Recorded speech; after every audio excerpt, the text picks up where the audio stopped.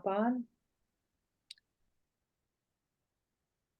Okay, shalom and welcome to the Synagogue Leadership Seminar.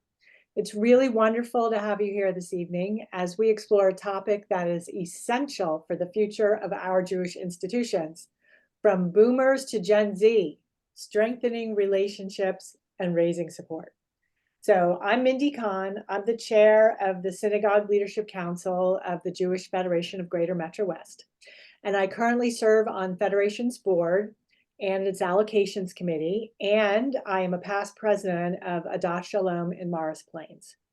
So this seminar is a great example of Federation's ongoing commitment to partnering with synagogues to foster a vibrant Jewish community.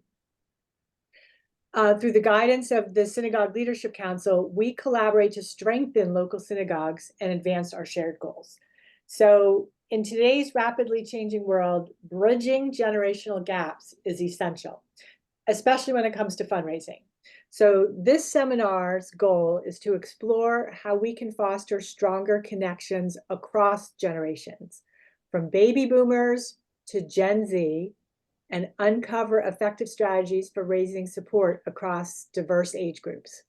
So we'll dive into some innovative approaches to building empathy and understanding, and empower you to strengthen relationships and maximize fundraising efforts in today's dynamic landscape. So we are honored to have Hannah Olson here with us today. Again, she led another seminar this afternoon for synagogue professionals. So I'll give a brief intro and let her do the rest. So Hannah Olson believes that the right tools can unlock huge potential for our Jewish communities. Born and raised in California, she spent 10 years as an elementary school teacher before her career path switched when she became the executive director of the Jewish Community Foundation of the West, and then the director of major and planned gifts at the Jewish Federation of Greater Washington.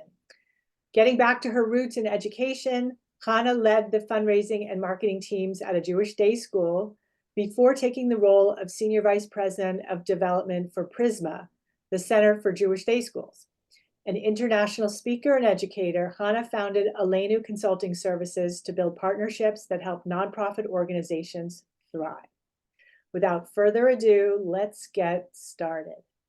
Thank you so much, Mindy. I appreciate it. It's such a pleasure to be here with all of you for my second time today. Always fun to do these things as a double header. So I'm grateful for those of you who have joined us for both sessions. Thank you. I am hopeful that during our time today that we're going to do a bunch of things that include a lot of interaction. So I'm actually going to switch the view for a moment and put everybody on in gallery. If you don't have your camera on and you feel comfortable turning it on, you can flip it on, because one of the things that I'm hoping we're going to be able to do is to have everybody do some participation. So we're just going to practice to get us started. If you wouldn't mind, would everybody who's on screen just raise your right hand? And if you're not on screen and you want to use your reaction button, you can raise your right hand also. See, this is easy. We can all play along. This is great. If you wouldn't mind giving me a thumbs up, and then we can see whose Zoom settings are going to give us a thumbs up all the way across. Anybody's going to get a Zoom setting coolness? Not yet. Okay, we'll wait and see. And then if you would do me a favor, oh, I see Lawrence. Thank you. You got a thumbs up on yours. Well done. If you wouldn't mind coming off mute for 1 second. I know it's going to sound like chaos. Just say your name out loud off of mute. Ready? 1, 2, 3. Hannah. Larry. There you go. I got them all. Perfect. All right, so here's the deal. So now I know you all can give me so this is the standard practice that we're going to use, because we have a lot of fun to have today, because it is more provoking, I'll say, than having this conversation. And I've had it several times with lots of groups of people, and I'm excited that we get to have it together. Doing this in a Zoom format is a little more challenging. And so I'm going to really rely on you to help us get this done. So I'm going to start by sharing my slides. And this one. And here's where we're going to get started. First of all, I hope that all of you know about generational theory and have played around with it a little bit in the past. A lot of what we're going to do today is generational theory and understanding how it works and how you can use it to apply to engagement for your synagogues and beyond.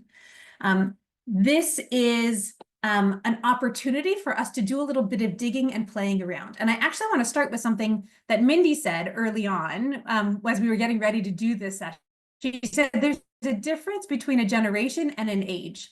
And that's a really important point because different people will reflect their generations differently, and different people will enter each stage of their personal lives differently at different ages. So understanding where these things loop and cross is helpful, but it's also really important to understand that every individual is an individual. So we're going to speak about a generation of people, and you will know your individuals in your community better than any statistic ever will.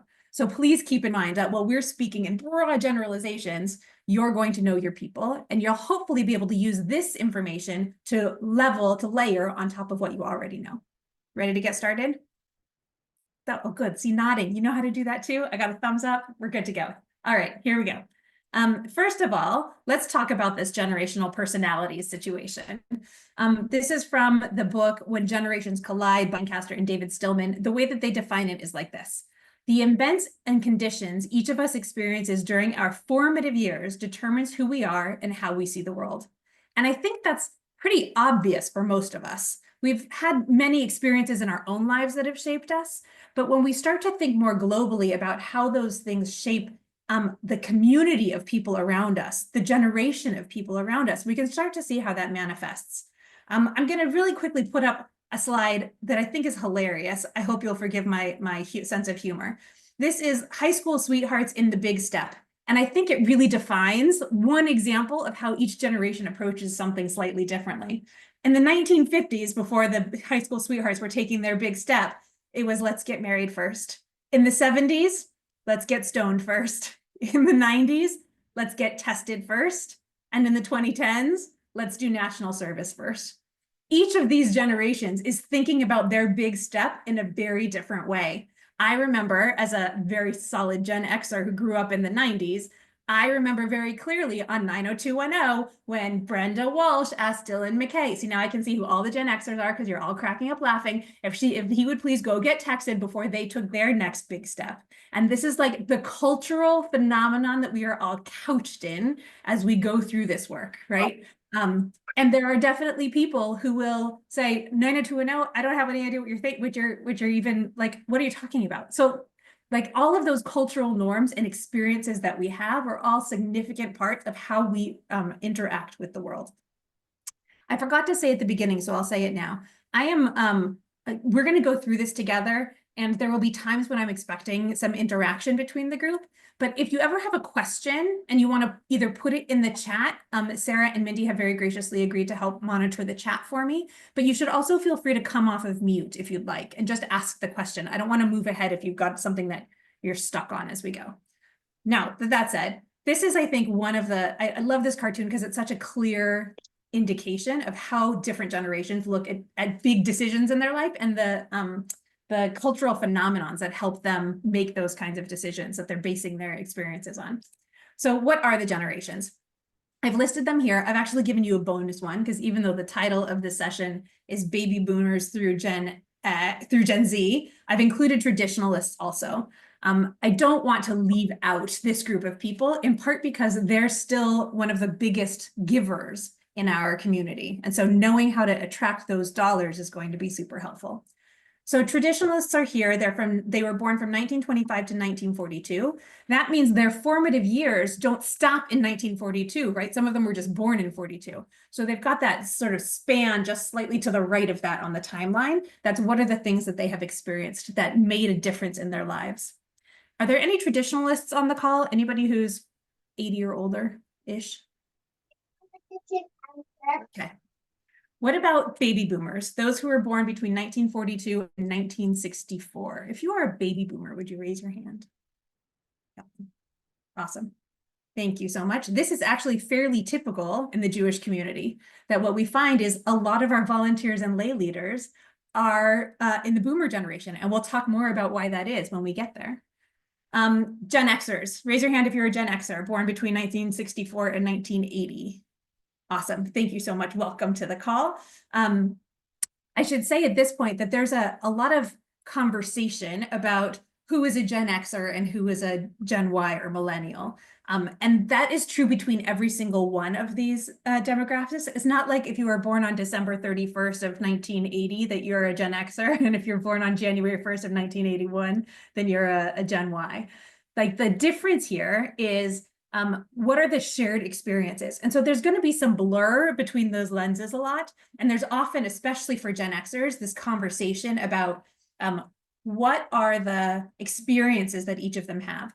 Some demographers will talk about this micro generation that might exist between about 1976 and 1984. And the reason for that is because the world changed so quickly during that time. Sometimes it's called the Jared Catalano generation. And for those that see now, I know which one of you are in that generation because you just got a big smile when I said Jared Catalano. Or sometimes they're called Xennials. It's the blend between Gen X and millennials. And both of those, the reason for this microgeneration is because the things that people experienced were slightly different, even though there was a big transition. We'll talk about it when we get to that millennials and Gen Y, Gen X situation. Okay.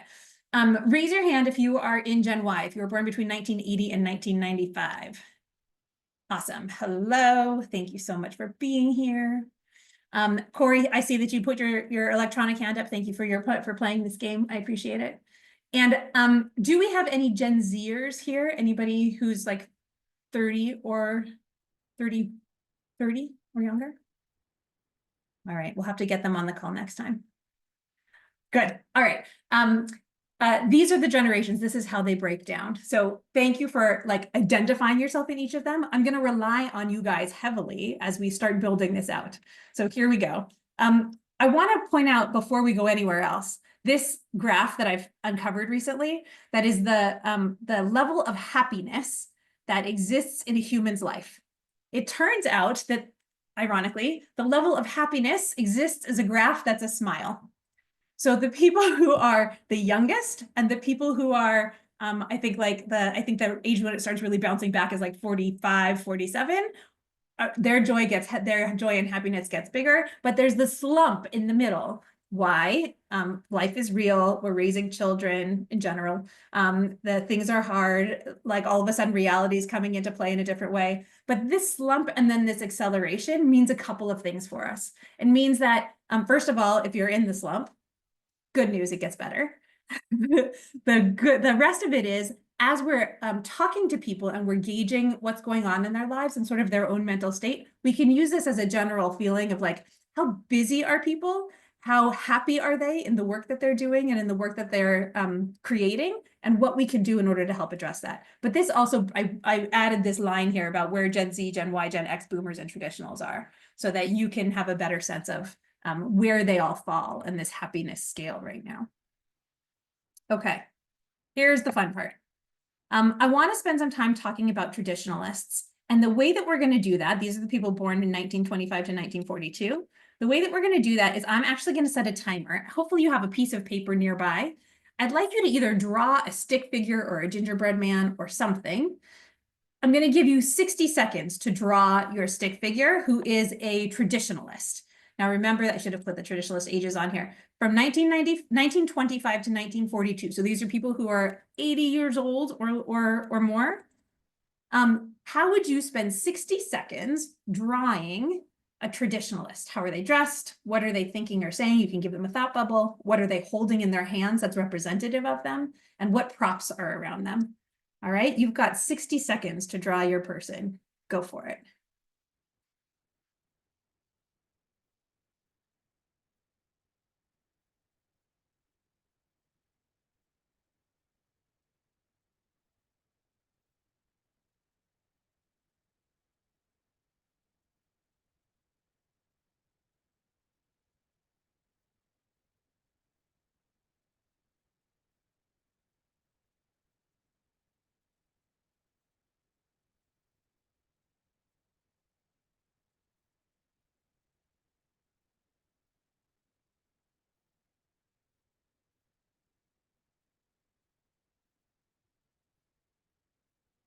About 20 more seconds.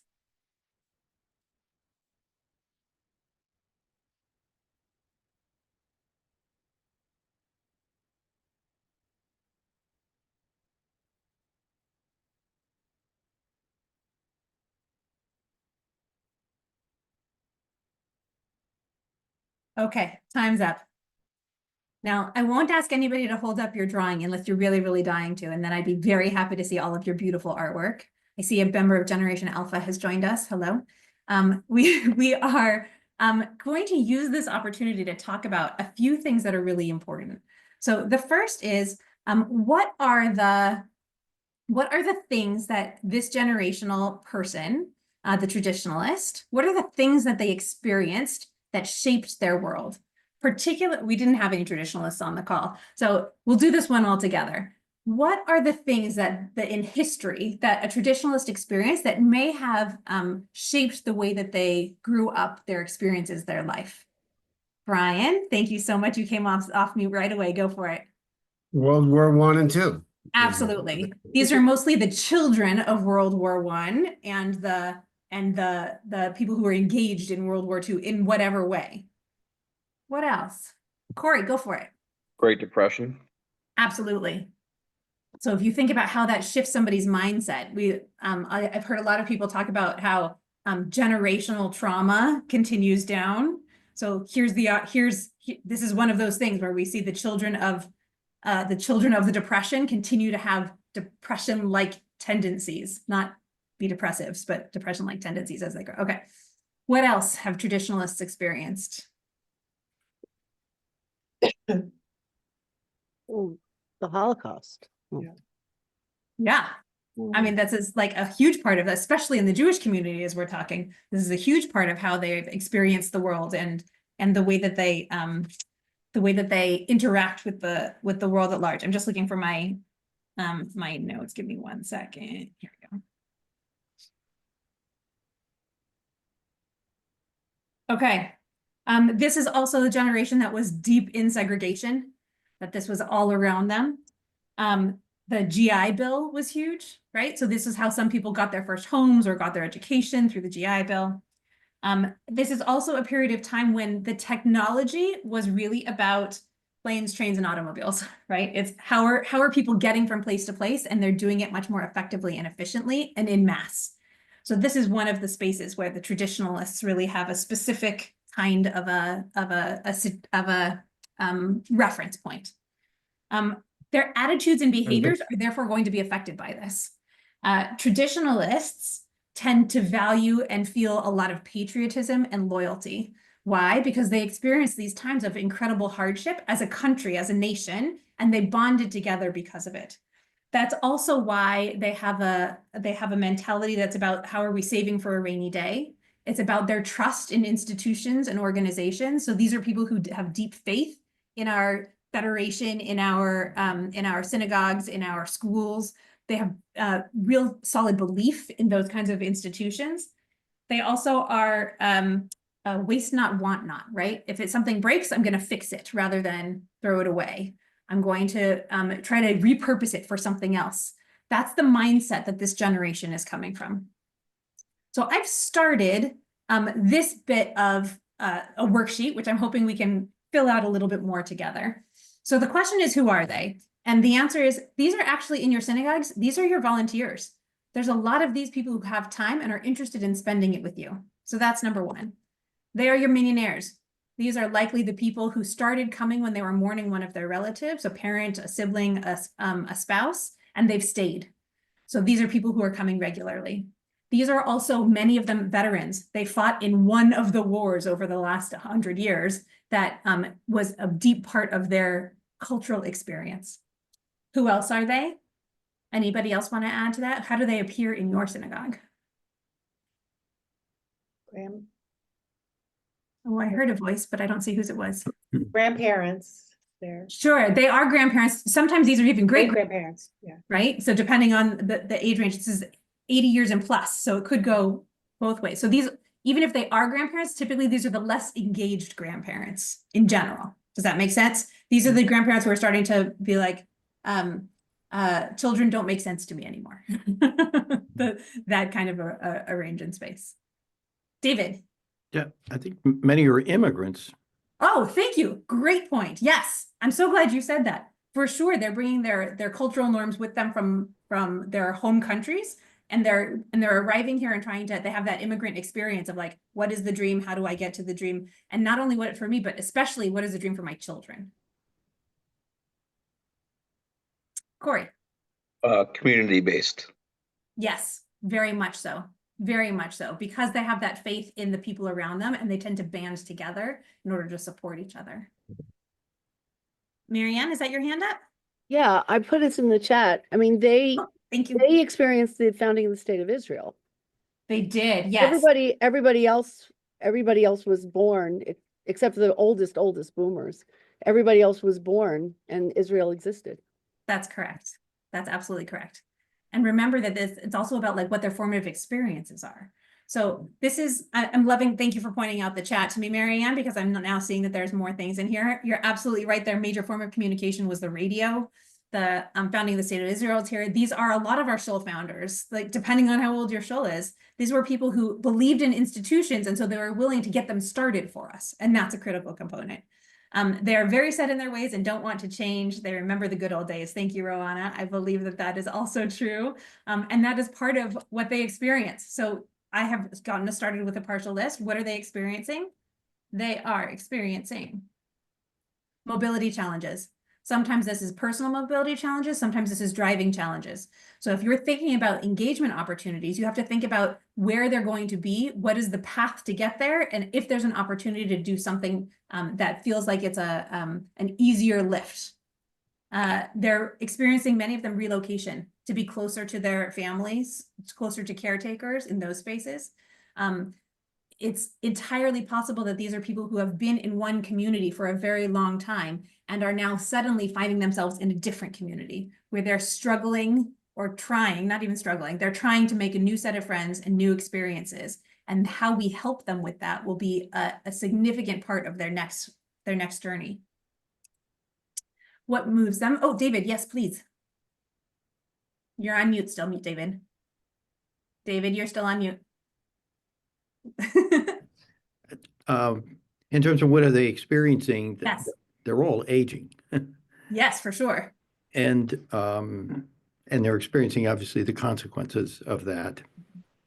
Health challenges for sure, absolutely. Some loss of independence as well. And their and their work-life balance has generally changed to being retired or not working as much as they used to. Absolutely. Thank you, David. All right, so what moves them? They're going to be moved by live interactions. They don't want to sit on a Zoom call with us. They want to be with other people, and they want to feel like they're connected to other people. So live interactions as in, how are we getting together? Where are we hanging out? What's my routine? And is my routine something that I'm willing to bend or flex? Or can this be a part of my routine moving forward? Handwritten notes, that feels like a throwback for so many of us, and it is so important. It is for them an indication of commitment, that you're taking the time, that you're putting it in the mail, that there's a stamp and a signature on it. That all means something very, very profound. And individual connections. This is a group of people who is used to having been in one neighborhood for their whole lives and connecting with the people around them, that others may have moved for sure, but they have deep, long-lasting relationships. These are the people who tell you, I've been at this shul for 45 years. And so you need to, they want to be understood and seen as that sort of like founder and matriarch, patriarch of the spaces that they're in. The engagement. This is also really interesting data about where they're most likely to give. They are most likely to give to the arts, to emergency relief, and to veterans organizations. How do we use that? I'm a fundraiser by training. How do we use that to help us target our asks to the right spaces? Is this a Yom HaShoah, Yom HaZikaron, Yom HaAtzmaut program?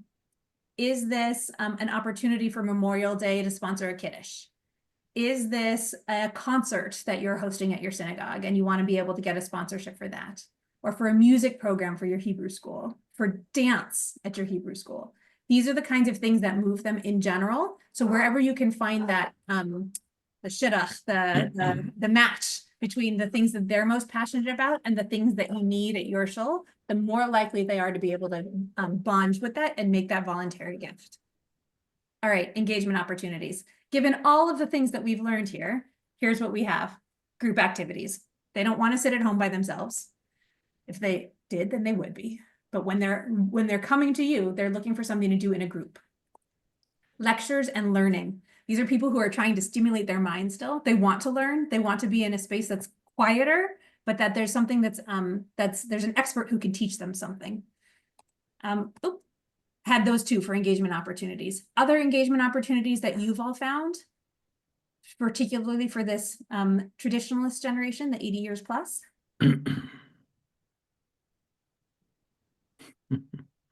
This is an opportunity to honor some of your volunteers also, to because they appreciate so much the volunteer work. They want to make sure that those people are feeling very proud. Corey, I see you. Concerts. Concerts, Mindy, thank you. Absolutely. Going off experience with my wife's 98-year-old grandmother, Yes, please. telling stories from Yes. when she was growing up. The reminiscing. Absolutely. Yeah. The nostalgia, the reminiscing, all of those things, super important, being able to share those stories as well. Amazing. Thank you guys so much. All right. I'm ready to go on to our next generation. I Are think you there's ready? one thing you may want to address in the chat, though. Oh, thank you. Scrolling.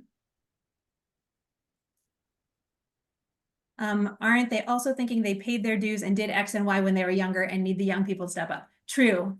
And it's true for traditionalists, but it's even more true for our next generation. So let's go to the next generation and we'll come back to this. Thank you, Ron. I appreciate it. I hope I'm saying your name right. Okay. Next generation is our baby boomers. So I'm going to do the same thing as before. I'm going to give you 60 seconds. You're going to draw your best baby boomer as quickly as you can. Make sure that they have thought bubbles. Make sure that they have props. It gets more and more interesting as we go. 60 seconds to draw your best baby boomer.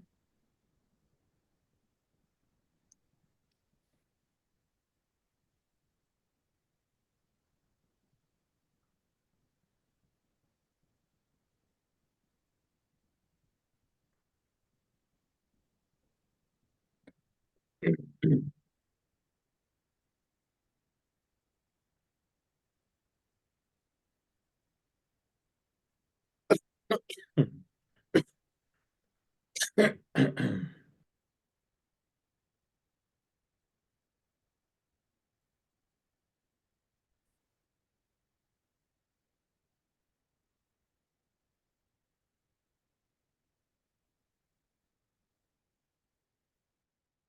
10 more seconds.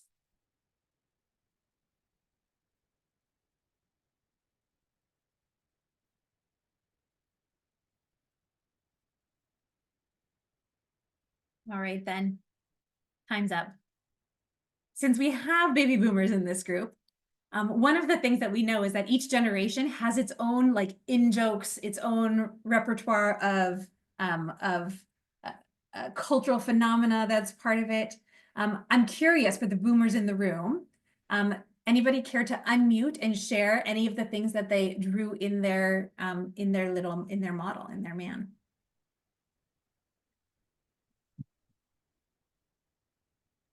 They're probably wearing jeans and a polo shirt of some sort, Brian, why did you put them in jeans and a polo shirt? because that's, the parents before that didn't wear jeans, and we finally were able to learn to wear jeans without holes, of course. Naturally, God forbid. I had a Yeah. golf club. Or Rebecca, golf club. Tell me why Yeah. you picked golf club for this one. Oh, sorry. It's okay. Why? Because the boomers I know like to golf. Yeah, Yeah. sure. I There's mean, leisure time involved for sure. exactly. But still like active enough and healthy enough that they can. Yes, Yeah. great. And Other I thing- drew a suitcase because they're traveling. Yes, Sarah, thank you. Thank you.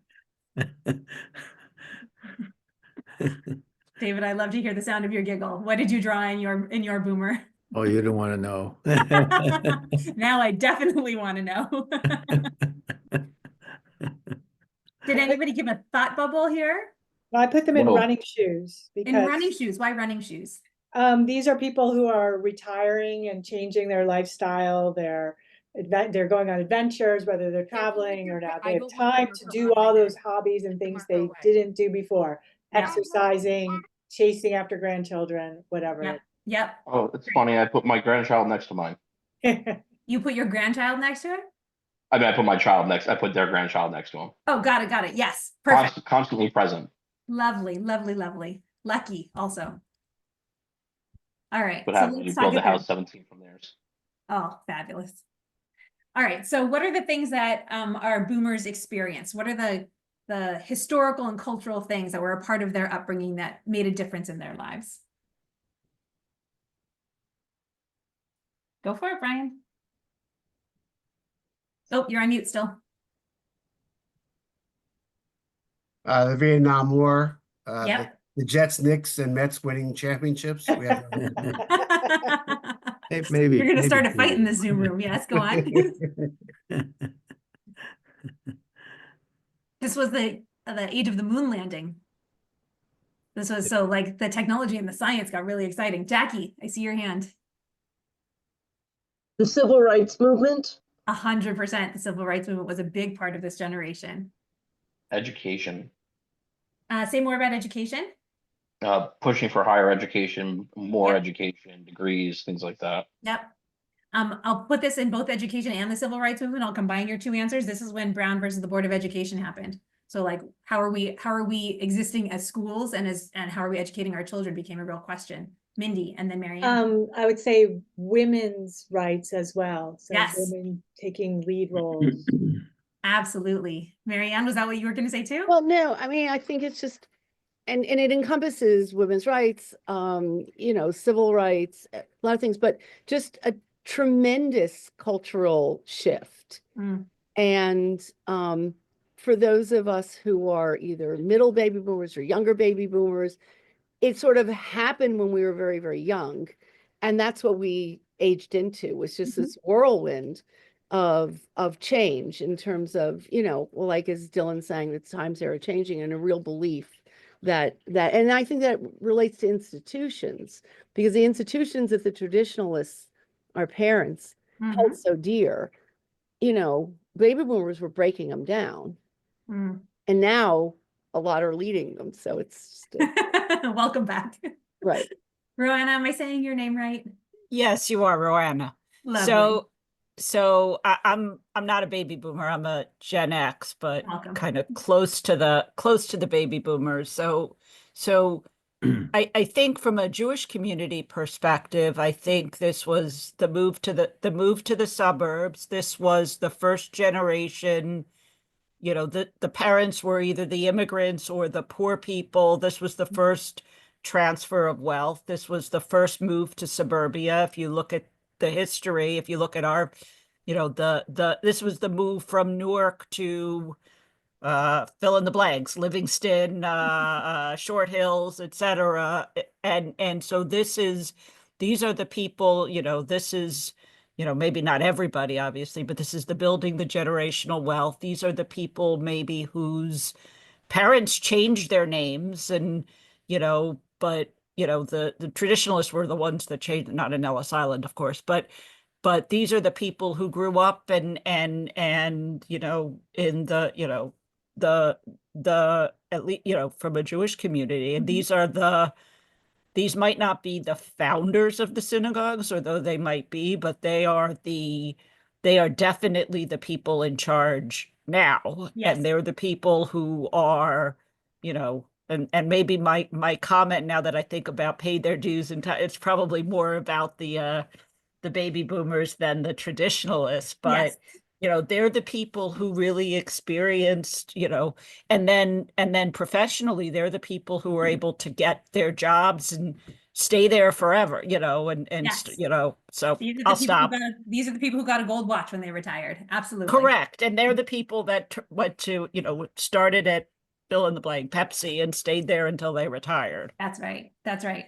So other things historically that happened during this period of time. This was actually when the birth control pill came into effect. So that changed a huge, and now speaking of women's rights, that was a huge impact on the way that culture looked at all kinds of things. This was the beginning of the Cold War, was during this period. And so that good versus evil sort of situation, the Russia-Soviet Union versus the United States and sort of the impact of all of that. There were also the assassinations of JFK, RFK, MLK, right? All of those things were happening. So it was a time of political unrest and political upheaval. But it actually inspired some attitudes and behaviors that were really important. So boomers tend to be optimistic and idealistic. Even though they weren't living in the roughness of the war of World War I, World War II, and even though they had things like Vietnam, they also experienced the post-World War II economic boom. So they had resources available to them. They were willing to dig in. They were willing to make some of those investments. They were also deeply moved by equal rights and activism. That was part of that civil rights movement. And then they're very much inspired by competition. That's the I can do it better mentality is very much a boomer mentality. So, all right, so let's go through our list here. We'll go through it one more time. So who are they? They are grandparents and empty nesters. These are the people who's in Corey's drawing, who's holding the hands of their grandchild. Absolutely. These are retirees. And this is a long time coming for many of these baby boomers, because when baby boomers were first ready to retire was when the 2008 recession happened. And a lot of them lost a huge amount of their savings. And so they were ready to retire, they were looking to retire, and all of a sudden they couldn't retire. This had ripple effects, not just for the boomers, but for the Gen Xers and the millennials as well. We'll talk about that too. But now, for the most part, they are retired, or they're looking at, if they're owning a business or something like that, they're like, how do I extract myself from this business? Because they're looking at downsizing their work because they want to spend more time with grandchildren. They want to spend more time in those spaces. What are they experiencing? Late retirement. I already gave that one away. They're also experiencing blame and dismissal. You've heard of the very famous millennial phrase. It's probably more of a Gen Z phrase at this point, the okay boomer, right? So what is okay boomer? It's you're not important. You had your chance to fix the world and you didn't do it. Like there's a lot of that's coming from the younger generation that's aimed a lot at the baby boomers right now. And so knowing and understanding that that's sort of their experience of young people in the world is a lot of that blame and dismissal is aimed at them. This is also the generation that's feeling the most abandoned in a post-October 7th world.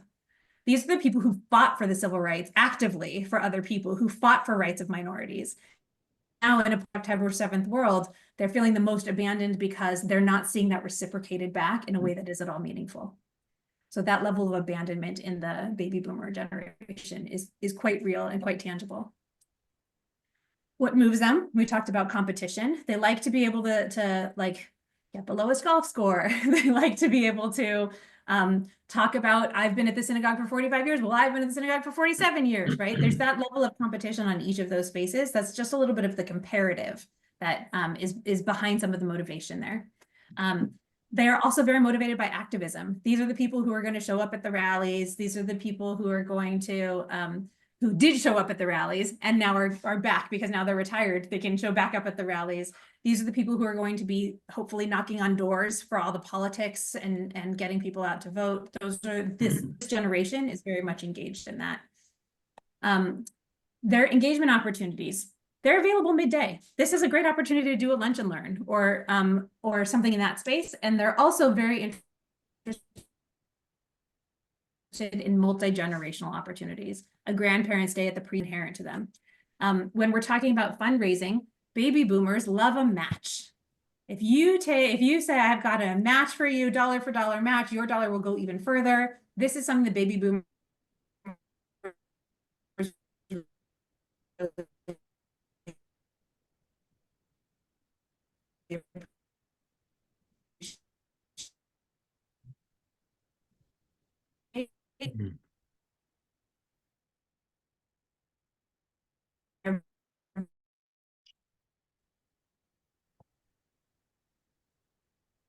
Hannah, you were frozen that whole time, I think. Okay, great, super fun. I told Mindy and Sarah earlier that my there's a lovely lightning storm happening right outside my window. So hopefully I won't totally lose power, but we may have to deal with a couple of frozen moments. The last thing you heard, approximately? Matching. Matching, good. So boomers love a match is the moral of the story. There's my fundraising nugget for boomers. Is there anything that I left off of this list that you would add to it? Especially for my boomers. Golf outings. Golf outings for sure.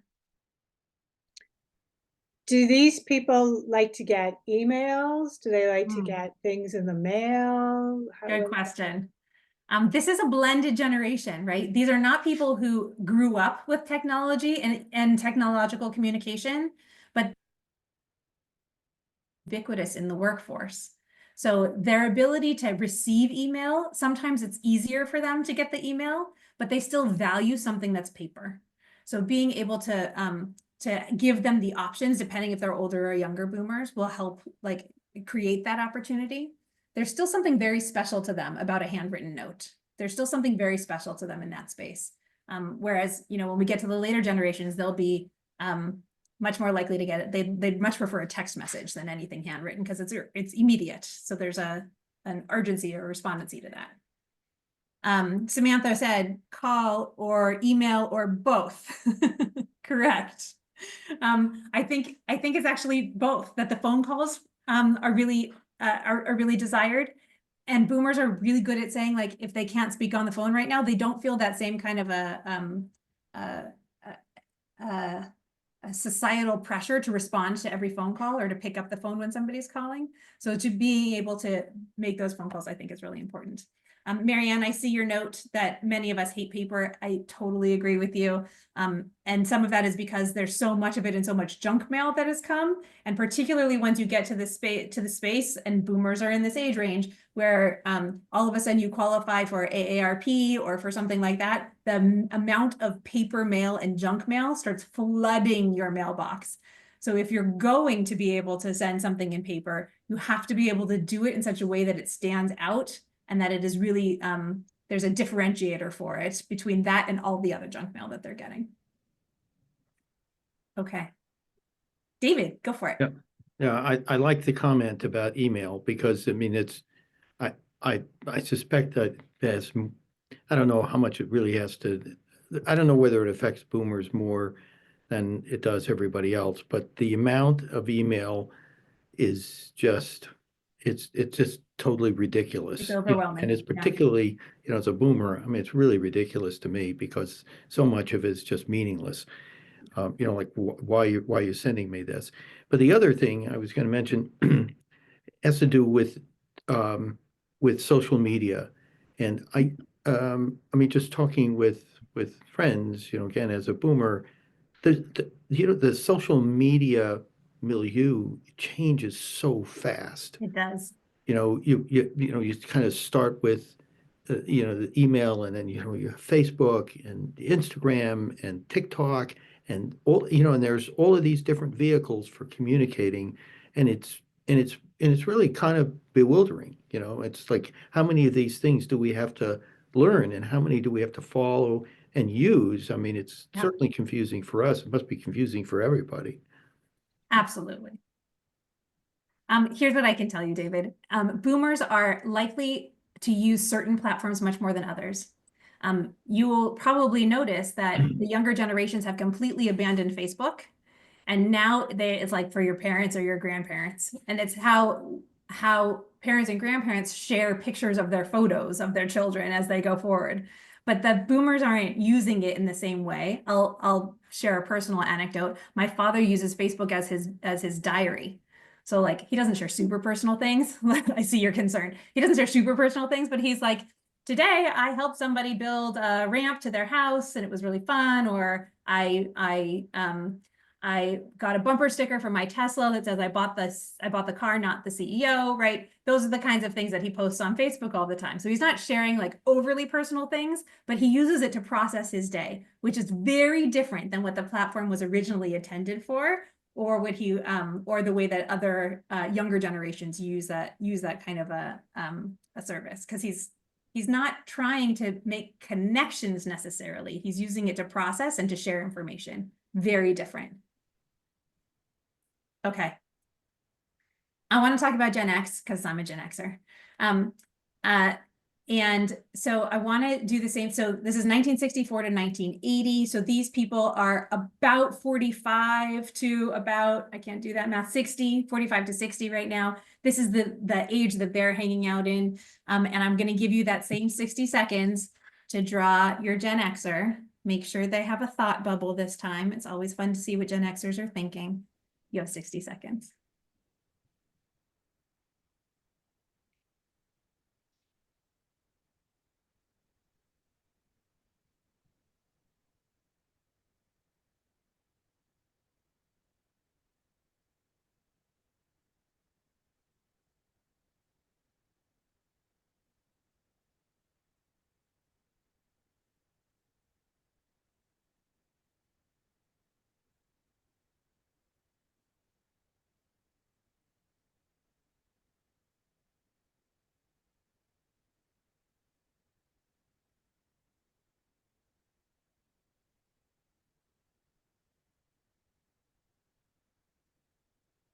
Fifteen seconds left.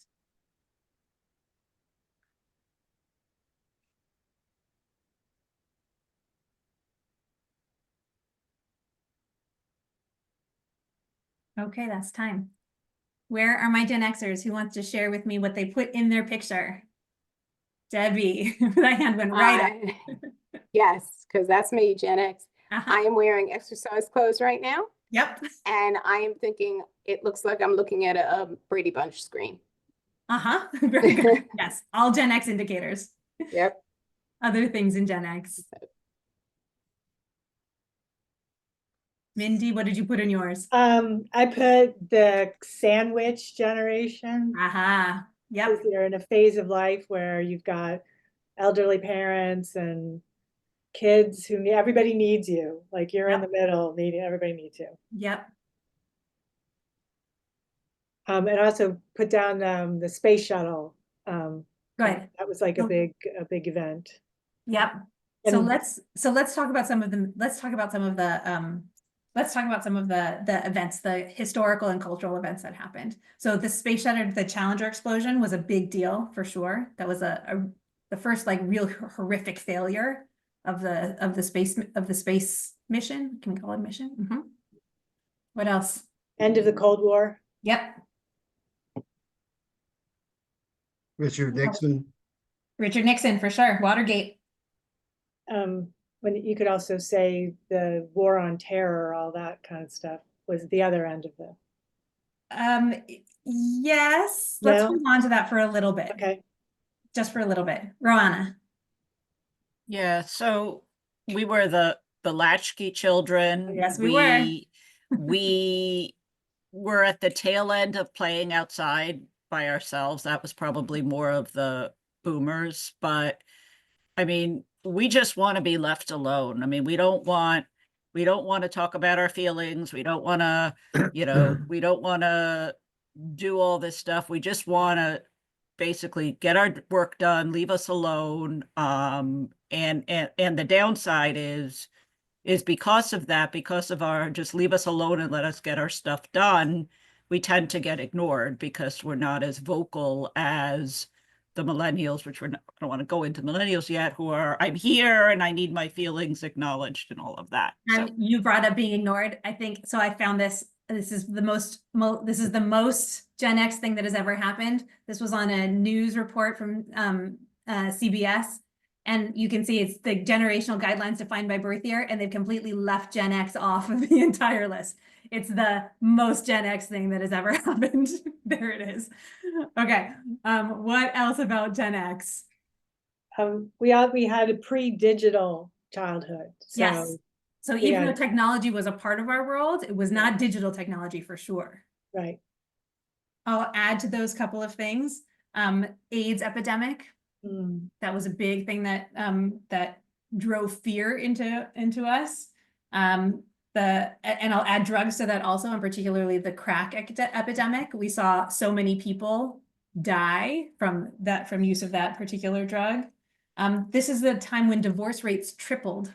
So that core nuclear family that other people, other generations had depended on and relied on for so long was breaking down around us. Iran-Contra was during this time. And corporations in general were downsizing. So there was a lot of AIDS also. AIDS was going on. AIDS for sure. Yes, thank you. So there was a lot of economic uncertainty and upheaval for this generation. What did that mean in terms of their attitudes and behaviors? It meant they had a lot of skepticism. Starting with Watergate, the skepticism of the government, lack of trust was there, the markets, and whether or not the markets were going to be good to them or not, and marriage. So you'll see a drop in the marriage rate, not only a raise in the divorce rate, but a drop in the marriage rate as well, starting with the Gen Xers. David. I was going to say that people are starting to get married later. Yes, absolutely. In Starting their to get married 30s, later. it's, you know, late 20s, early 30s, 30s. They were As opposed reprioritizing. to early 20s, mid 20s. They were reprioritizing their careers ahead of starting their families. For sure. Somebody tagged Maxine tagged Ethiopian Jews and Russian Jews were a big part of this generation because the influx of them into the US was definitely part of this, or how we supported those two populations as well. Because of the latchkey nature of our Gen X friends, independence and resourcefulness was a big part of their world and their ethos. They had to do everything on their own, and so they did. I forgot to, now you're going to get all of these at once because I forgot to put them on a staged release. So here you go, all the information. Who are they? They are empty nesters, and some of them are still parents of teenagers, older teenagers. So that's the age group that we're talking about. They are definitely experiencing sandwiching. I have a friend who told me it's the sandwich generation, except it's the panini generation because it's a sandwich, but it's under heat and pressure. So these are people who are taking care of older parents and younger children, or they're getting their kids out the door. They're trying to launch their children with varying degrees of success, and they're dealing with both ends of that. This is also when they're experiencing their peak earnings. Like this is right before retirement. So they're already as accelerated in their careers as they're likely to get, or approaching already accelerated in their careers as they're likely to get. They're moved by independence, their ability to make their own decisions, their personal connections. And they tend to give mostly to health movements, to animal rights organizations, and the environment. And I will say, I was surprised by the environment here. I thought that would come in at a younger generation. But these are the three spaces that Gen X is most likely to invest in. Now, that doesn't mean that they don't, just like the other generations, that they don't invest in others. But this is an opportunity for them to be able to do something that feels like they're tackling something for the world, but they're not putting their names all over it. This is a generation that is less likely to put their name on a building. Boomers were more likely. The engagement opportunities here, because their time is so stretched, these are short-term volunteers. So if I have a specific project that I want them to do, I'm going to ask them to do that specific project, especially if it leverages something that they are an expert in. People like this generation, especially because they like to be independent. They also like to be experts. So bringing in a professional fundraiser to say, can you help us run our gala this year, is something that they're more likely to say yes to. Or asking somebody who is I live in the DC area. So we have one of our members is an employment attorney. And so right now she is super busy volunteering all of her time to help all of the people who have been laid off from federal funding to be able to talk about what that means for them and how they can manage through that work. Maxine, thank you. They are at an age that if they have lost their job, then they will mostly not be able to find another job. That means that we have to figure out what are the opportunities for moving forward in a way that is either atypical, or we have to figure out how to quickly rearrange. A lot of Gen Xers I know, especially the I was about to be retiring, or I was thinking about retiring. If they had government jobs at this point, they took retirement in order to step away because the opportunities just weren't going to exist beyond that. Any of my Gen Xers want to add to who they are, what they are experiencing, what moves them, and how to engage them? I would say from a fundraising point of view, things like we didn't talk about legacy giving, but something like you don't have to give now. Yep. It can be in the future. Yep. and could be very appealing because you're in this time where you also have big financial burdens. Mhm. But you can see a time in the future where you might not have those burdens anymore. Yes. And so those kind of legacy things start to look a lot more appealing and attractive. I'll add to that, Mindy, because of their experience, you're absolutely right. Because of their experience with markets fluctuating all over the place and not trusting the market, the idea of leaving a remainder or a percentage of my estate after I'm gone, fine, have it. Talking a Gen Xer out of their retirement or their vision for what the future could be in terms of what kind of care they might need for their end of day, like those are all things that are really hard to do because we just don't trust the systems and the markets that are going to support us. We don't trust that Social Security will still exist because we have a lack of confidence in government. Like all of those kinds of things are all part of the Gen X experience. Others that you would add to this? Debbie, did I get all the things? Great. Thank you. All right. Let's talk about Generation Y. This is often called millennials, but it's the same, Generation Y and millennials. These are people born in 1980. So they're 45 to, or we go the other way, they're about 30 to 45. That's the age range for millennials. When I first started doing this 10 years ago and they were just 20, like people were just starting to talk about millennials. I'm actually going to give you a sneak preview of 2 things for millennials that I think are really important. The first is the shift from materialism to experientialism is the key cultural trend of the 21st century. So millennials in particular are not looking to gather more stuff. The tiny home trend, that is a thing that millennials started. They're looking for what are the key experiences that I can have? How do I form deep bonds and relationships through something that is unique or non-replicable? The millennials were also the me generation, which I found this fascinating. There was also, this was the Time cover, but there was a response to this cover by a marketing firm that was that was about like how horrible and awful the world was that they were inheriting. So I'm going to pause there because I want to go back and let you spend your 60 seconds drawing your favorite millennial. These get super fun. You have 60 seconds starting now to draw your millennial.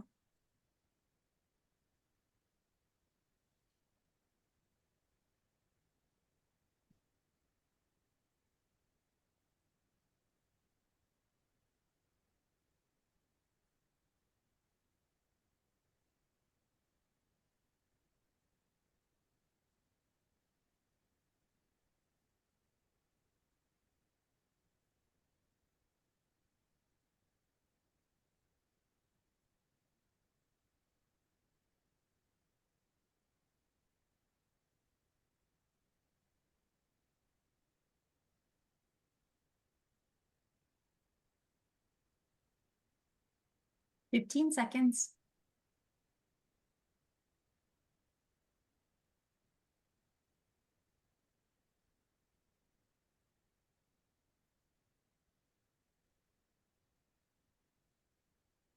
Okay, time's up. Who drew a millennial with a trophy in their hand? This is pretty standard as we're doing this exercise. What else? Who else put, and I'd love for my millennials to join the conversation. Cell phone. Corey, I see you off mute.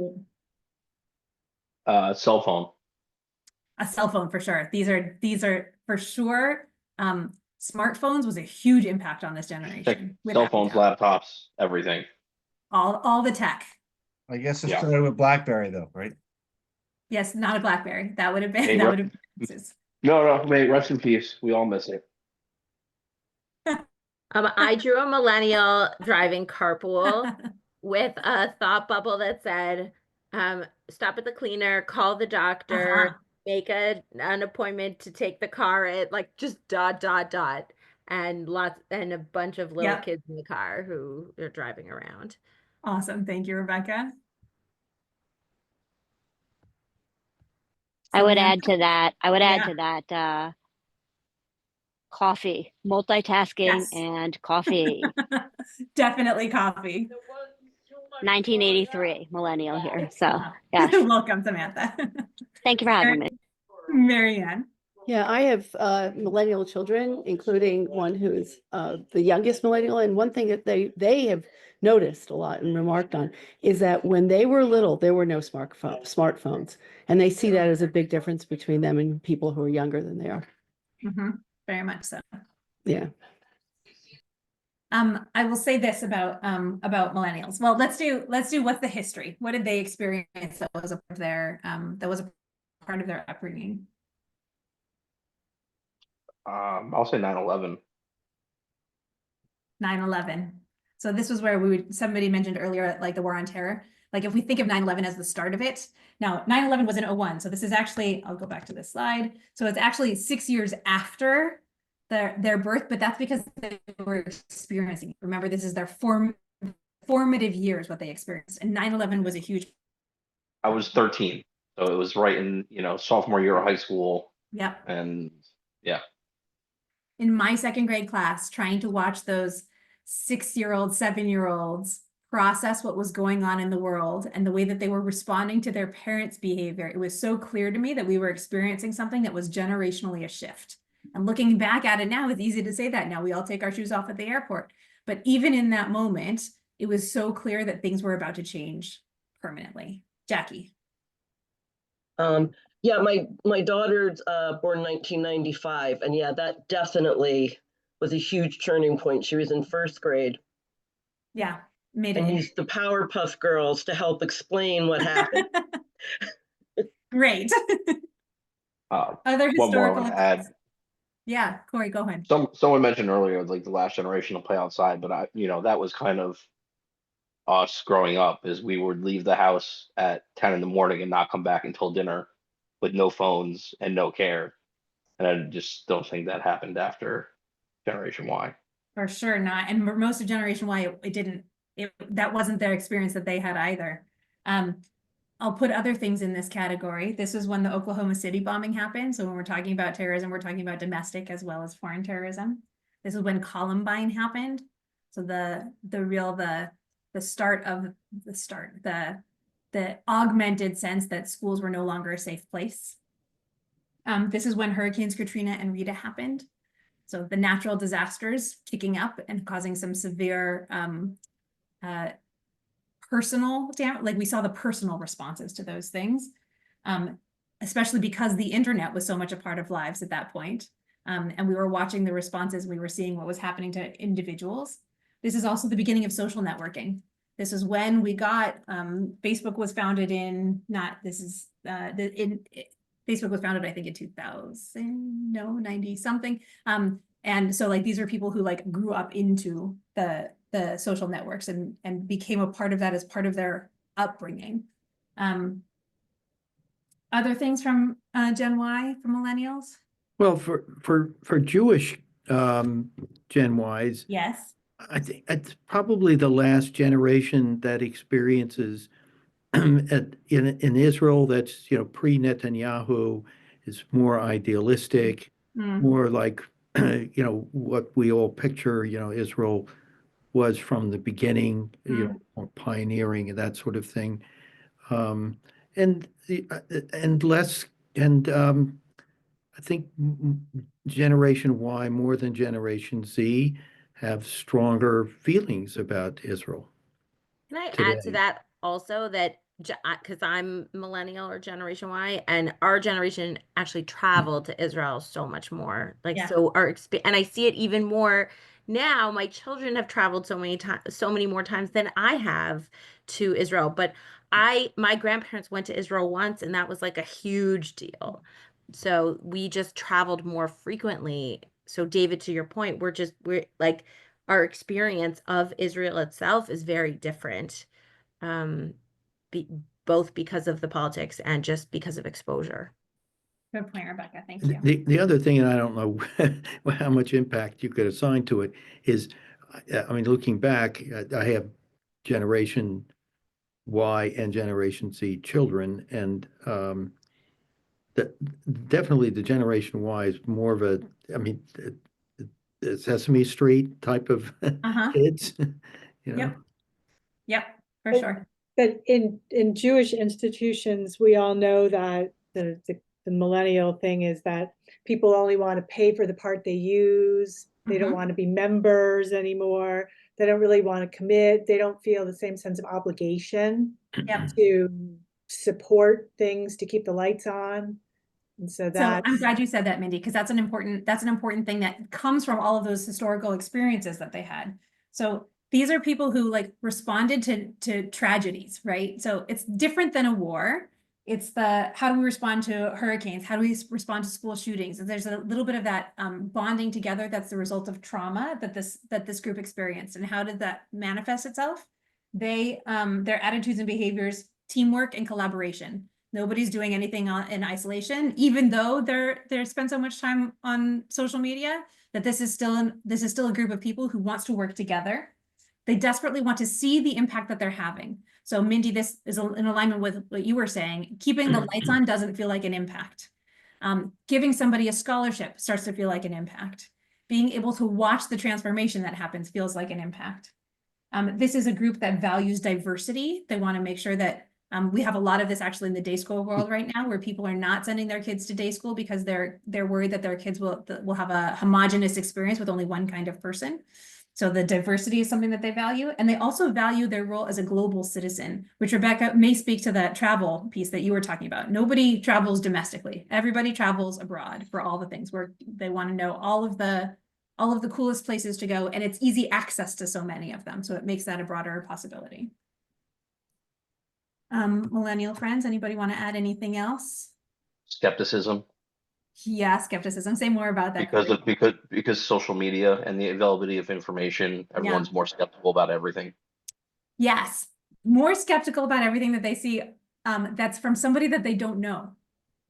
But information from somebody that they do know is far more valuable. So, for example,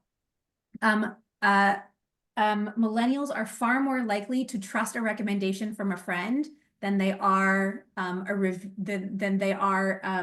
advertisement that comes across their screen.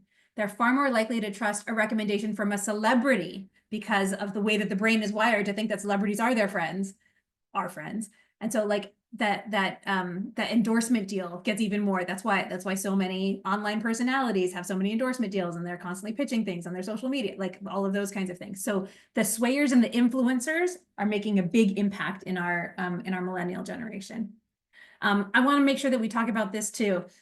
I loved this cartoon as well. This younger generation is so pampered. Everyone gets a trophy, and then the trophy says $1 trillion in student loan debt.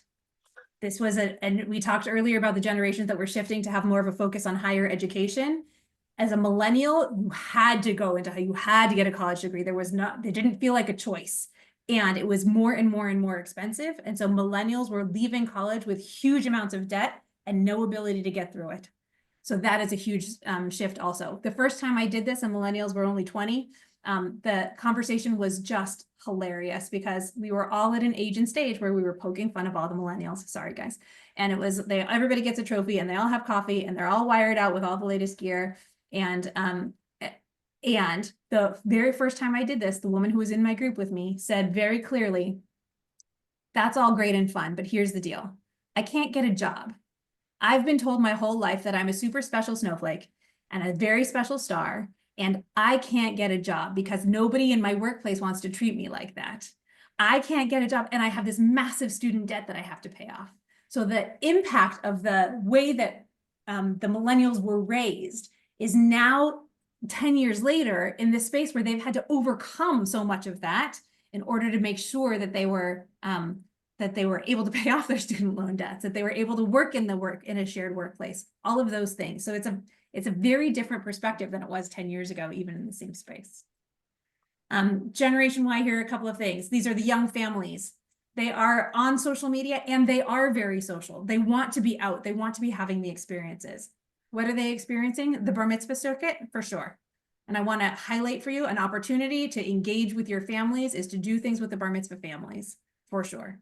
They're also experiencing a mental health crisis. This is a generation that is really impacted by this. Everybody is impacted by it right now. I don't want to let anybody feel like they're not being seen, but the millennials in particular are experiencing mental health as a serious crisis. What's moving them? The ability to have a special experience. This is a group of people that has all the answers on their phones all the time. They don't need an expert. They need an experience. What can you offer that they couldn't get on their own? They're moved by activism, and they're moved by bringing a diversity of voices together. They want to hear somebody else's story. They want to make sure that they're understanding. It's different than the storytelling, Corey, that you mentioned earlier about like grandparents, traditionalists being able to do that. This is they want to hear stories rather than they want to share stories.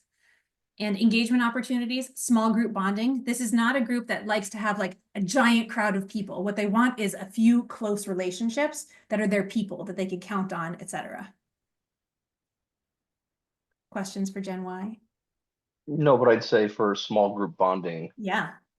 that, at our synagogue, we have Tot Shabbat, and we have, 20 to Yep. 30 families come with all their kids, and that, Yep. Nobody misses it. Everyone's there for everyone because it's our time to see each other when, in the hectic schedules we have, you can say, no, I can't do anything. I have Tot Shabbat. And you get to go to temple for 3 hours and hang out with your friends. Yes. And there's like a group babysitting mantra that happens where everybody's watching out for each other's children. It's really lovely. Awesome. No, they're just crazy. You just let them run wild. The same. That's Maniacs. Yeah. Yep. You're keeping them out of out of traffic, and it's fine. All right. Yep. I'm picking up the pace just a little bit because I noticed that we have just a few minutes left, and I want to make sure we get through our Gen Zs.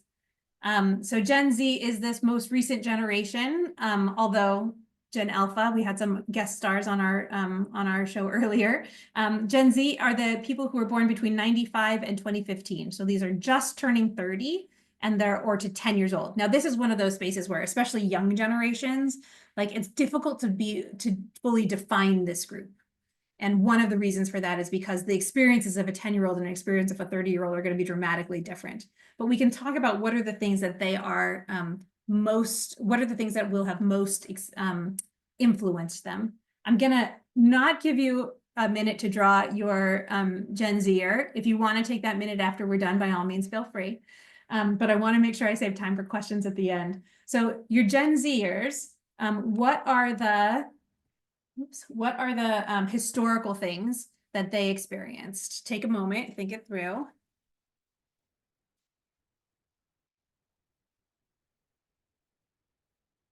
Ron, I'll come back to your comment. Thank you. Maxine. Well, I think the economy. I think they're upset about the economy and the environment and their future and the cost of housing and can they afford a family? Mm-hmm. And they're prioritizing happiness over work and experiences over materialism. That is a very clear differentiator between this generation and previous generations. They're not interested in the financial resource gains. They're interested in personal fulfillment in a much more robust way than previous generations. They're interested in figuring out how they can work to live rather than live to work.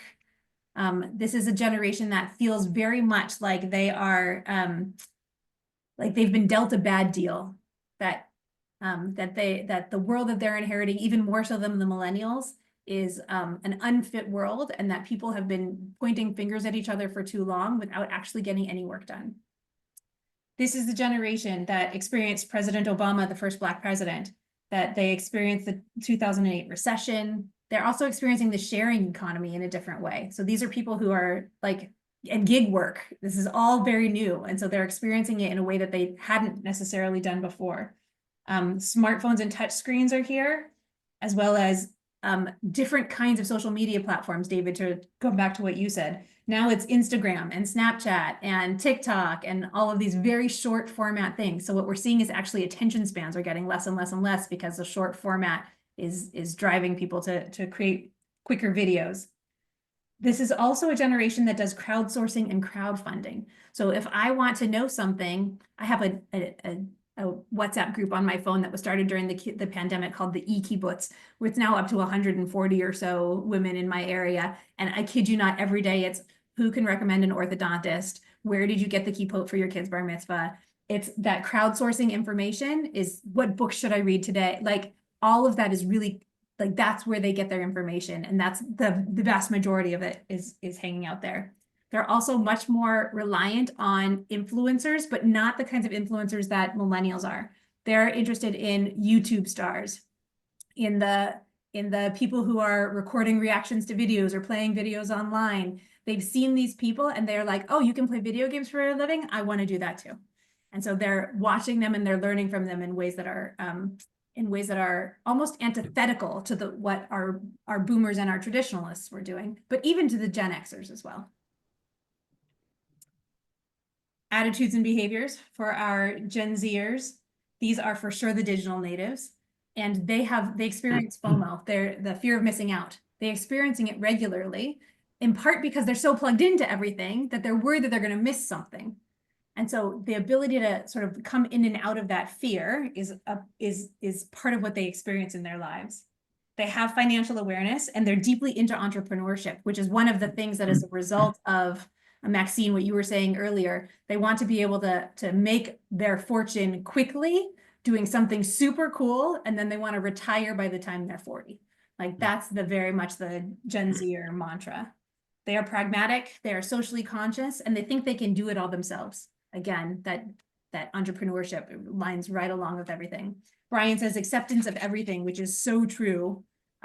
It's about my identity, your identity, the intersectionality of it. This is all part of this generation. It is the norm to use language that we as Gen Xers and further back are unaccustomed to, and it just rolls off their tongues. It's a very different mindset and a way of looking at the world. Okay. I've left this one very, very sparsely populated because there's such a big difference between what we're experiencing now. So who are they? They're teens, young adults, and new parents. They are experiencing a lot of anger at the world, but they're also personally optimistic about what they can do. So they think that they have the power to make a change, but they don't believe the world is changeable. It's a very interesting sort of dichotomy. They are very moved by their peers. This is like, who are my friends? What are my friends doing? And how is it implementing itself in my life and impacting my life? And they still very much want to be online.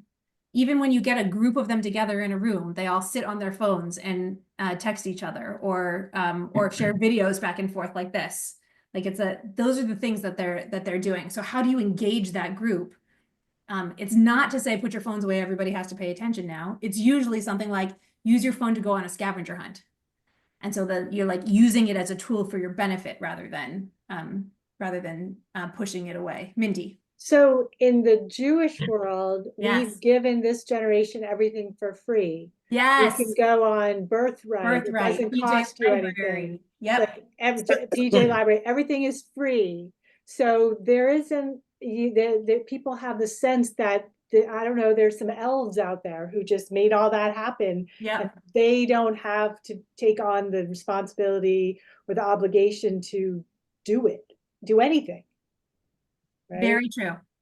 Very true. And even in spaces where there are philanthropic families or philanthropic generations, like the ability to teach that philanthropic mindset across generations is proving to be very difficult. Right. These are people who, for better or worse, would rather do impact investing rather than giving a philanthropic donation. They would rather do loans, social loans, social capital loans. Those are the kinds of things that they're more interested in doing because it feels to them like that entrepreneurship is coming into it as well. But I agree with you, Mindy. It's that we've trained this generation to think that their Jewish communal life will be free. And it is a challenging place we have put ourselves.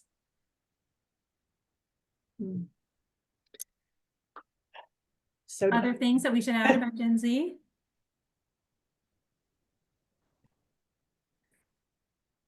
Ron, you're right. It has to be for, so I'll come back to you in a minute, Maxine. It has to be for a program. That's not just Gen Z, by the way. That's everybody right now.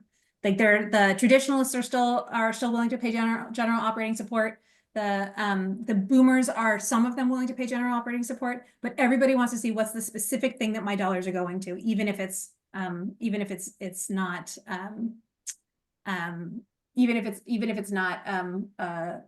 a specific program. They want to see the impact of this dollar and this cent. I lost you. Where'd you go? Maxine. I think that they're also self-involved as much as they care about what's around them and are accepting. It is all about me and what you can do for me.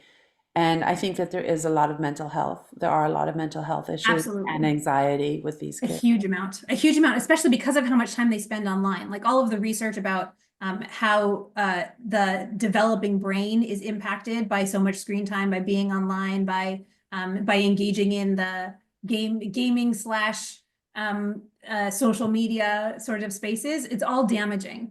And so we've created this generation that they're going to have, just like the millennials before them, they're going to have a lot that they're going to need to overcome in order to be successful in the workforce and successful in the world. And it's sort of our job to help them get to that space. I also feel Yes. I have a younger teen, and he has done a lot of Jewish programs where he's connected to people like, forget around the US, like around the world, like the broader Jewish community, the global Jewish community. So he's less concerned about what's happening like in our little neck of the woods here, in our community, in our town. He's like a man of the world, right? And connected online to people all around the globe, and doesn't, I guess that's forming their attitudes as well, right? For sure, that global citizenship that the millennials started, it is deeply embedded in Gen Z, for sure. How do we use that as an opportunity then to engage them with other things? Is there a place in your synagogue where you're using that as a leverage point to say, who do you know in Europe right now, and can we have a conversation? Is there a place for you to bring that perspective into the light? Is there a trip that we want to take together? So much of what we're talking about now is travel, and like, what are the experiences that I can have with you, or that you can have with me, in order to help build those tighter relationships? I want to wrap up. I know we got right to the end here, so I apologize that there's not a huge amount of time for questions. I want to wrap up by saying this. I want to reinforce something at the very beginning. That is, though we talked about generations, huge swaths of people, each person is an individual. And while I hope that this information can help guide you in terms of what's interesting, what's relevant, how their brain might function differently from somebody else's brain, I hope that you are taking the time to get to know each of these people as an individual, that you can put together the right experience for them that makes them feel seen and heard, that makes them feel like they're a part of your community, and that helps them understand that they are important in the world. That's true for their own mental health. That's also true for the strength of our Jewish communities, that we need everybody to feel like there's a place where they can belong and that we want them in our space. The generations and how they're engaged and what we do with them is all very, I want to say ephemeral. Like, what we do with each of them has to do with who we believe them to be and who they believe us to be.